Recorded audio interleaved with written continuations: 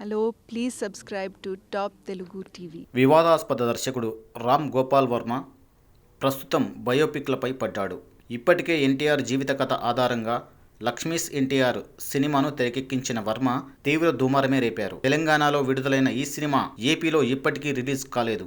అయితే ఈ సినిమాను ప్రేక్షకులు విశేషంగా ఆదరించారు. సినిమా హిట్ కావడంతో వెంటనే తమిళనాడు దివంగత మాజీ ముఖ్యమంత్రి జయలలిత ఆప్త మిత్రురాలు శశికళ బయోపిక్ను వర్మ ప్రకటించారు. ఇది ఇంకా సెట్స్ పైకి వెళ్ళలేదు. ఈలోగా మరో బయోపిక్ ను వర్మ ప్రకటించేశారు. తెలంగాణ ఉద్యమ సింహం గులాబీ దళపతి రాష్ట్ర ముఖ్యమంత్రి కె చంద్రశేఖరరావు జీవితం ఆధారంగా రామ్ గోపాల్ వర్మ ఈ సినిమాను తెరకెక్కిస్తున్నారు. ఆంధ్ర పాలకుల నుంచి కేసీఆర్ ఎదుర్కొన్న ఇబ్బందులు, తెలంగాణ రాష్ట్రాన్ని ఆయన సాధించిన తీరును సినిమాలో వర్మ చూపించబోతున్నారు.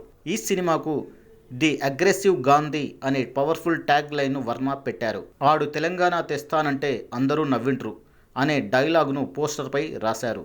మొత్తానికి కేసీఆర్ను, ఆయన ఉద్యమాన్ని ఆకాశానికి ఎత్తేస్తూ వర్మ సినిమా తీయనున్నారు. లక్ష్మీస్ ఎన్టీఆర్ సినిమాలో చంద్రబాబు నాయుడిని పూర్తి నెగిటివ్గా చూపించిన వర్మ ఇప్పుడు కేసీఆర్ బయోపిక్ ప్రకటించడం చర్చకు తావిస్తోంది. కేసీఆర్ బయోపిక్ వర్మ ట్విట్టర్ ద్వారా ప్రకటించిన వెంటనే ఆ ట్వీట్కు లైకులు, కామెంట్ల వర్షం మొదలైంది.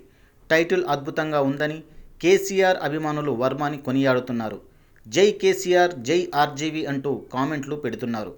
అయితే రాజకీయంతో ముడిపడి ఉన్న ఈ బయోపిక్ ద్వారా ఆంధ్ర ప్రజలందరినీ తప్పుగా చూపించొద్దని కొంతమంది ఆర్జీవీని హెచ్చరిస్తున్నారు. కాగా కేసీఆర్ జీవిత కథపై ఇప్పటికే 2 సినిమాలు తెరకెక్కాయి. ఉద్యమ సింహం సినిమాపై కోర్టులో కేసులు నమోదు చేయడంతో నిర్మాతలు యూట్యూబ్లో విడుదల చేశారు. మరోవైపు శ్రీకాంత్ హీరోగా కూడా తెలంగాణ దేవుడు పేరిట కేసీఆర్ బయోపిక్ను తెరకెక్కించారు. ఈ సినిమా ఇంకా విడుదల కాలేదు. అసలు విడుదల అవుతుందో లేదో కూడా తెలియదు. ఈ నేపథ్యంలో ఆర్జీవీ కేసీఆర్ బయోపిక్ను ప్రకటించడం ఆసక్తికరం.